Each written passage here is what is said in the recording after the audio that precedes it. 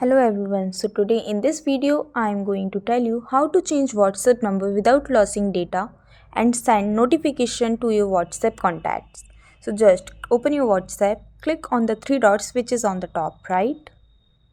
Now click on the settings and then account, then click on the change number which is fourth option. Now click on next. Now enter your old phone number with country code.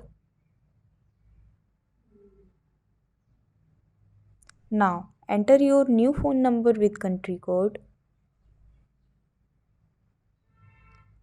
Now next. Now if you want to notify your contact, so you can just allow notify contact.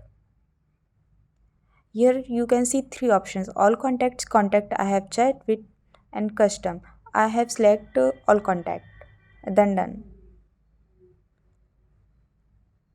Now enter the OTP.